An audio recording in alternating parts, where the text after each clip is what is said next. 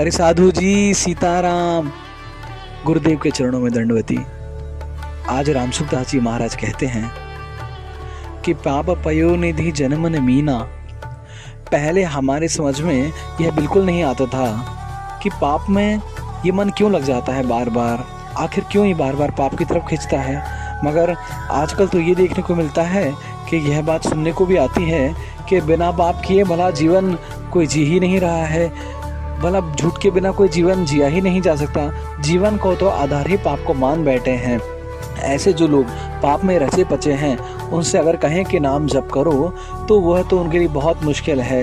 पापी की मुख से राम नाम निकलना तो बहुत ही मुश्किल है। पाप अधिक होने के कारण ऐसी दशा हो जाती है। इसी विषय में रामसुखदास जी महाराज कहते हैं कि मैं ये कहता हूँ कि हम तो हिम्मत करके राम राम करेंगे ही, ऐसा ही पक्का विश्वास, ऐसी ही पक्की श्रद्धा निष्ठा करके नाम जप में लग जाइए तो पाप आपके जीवन में कभी ना ठहरेगा। यह दोनों साथ रह ही नहीं सकते, पाप तो भाग ही जाएगा। भगवान के नाम का आश्रय तो सबको मुक्त करता ही है।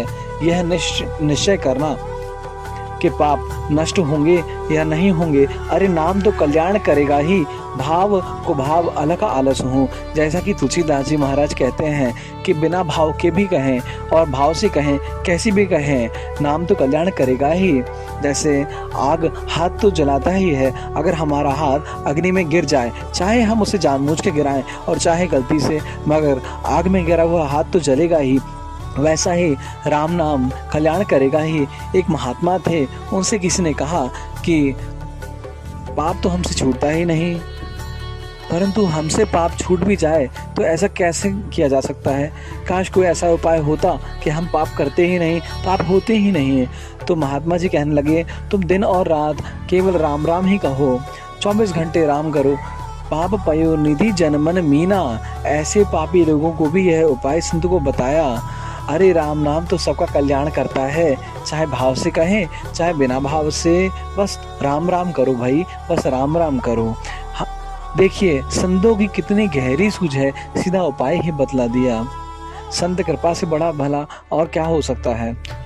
भक्ति भक्त भगवंत गुरु चतुर नाम बपू एक, इनके पद वंदन किए नासे विघ्न अनेक।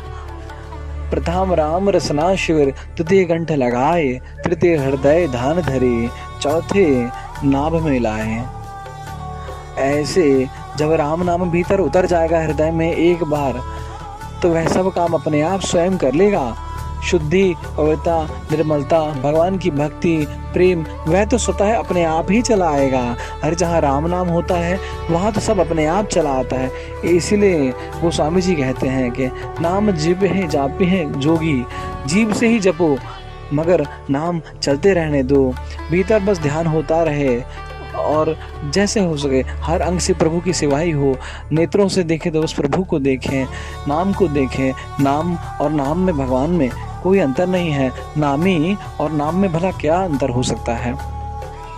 विरक्त संत हो जाते हैं वे राजा, वे जो बड़े बड़े धनाढ्य लोग होते हैं, वे भी विरक्त होकर प्रभु भक्ति में लीन हो जाते हैं। केवल नाम के सहारे से बहुत सागर पार किया जा सकता है।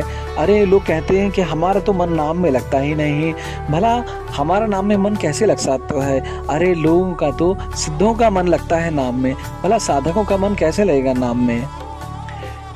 क्योंकि आपने नाम जप करके देखा नहीं तो मन कैसे लगेगा। हाँ पहले मन लगेगा, फिर हम जप करेंगे, ऐसा तो कभी नहीं होता, मन तो कभी नहीं लगेगा। मगर ये बिल्कुल मिश्री की तरह है, हम जैसे जैसे मीठा मीठा मिश्री का स्वाद लेते जाएंगे, वैसे वैसे ही नाम का स्वाद लेते लेते लेते, जैसे पित्त के रोगी को नाम का रसा स्वादन, मिश्री का रसा स्वादन आता ही नहीं है, फिर भी वह मिश्री खाता रहता है और एक दिन उसकी जीभ मीठी हो जाती है, मिश्री खाते ही उसे मिश्री का स्वाद आने लगता है। वैसा ही राम नाम अति मीठा लागे, घणो प्यारा लागे। राधे राधे, श्री सीताराम।